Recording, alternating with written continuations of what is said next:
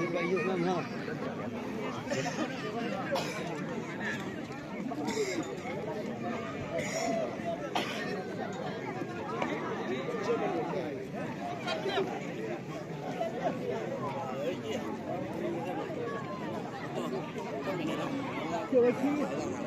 Papa.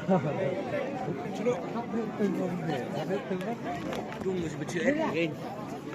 Ini apa dung kau? Kamu dung.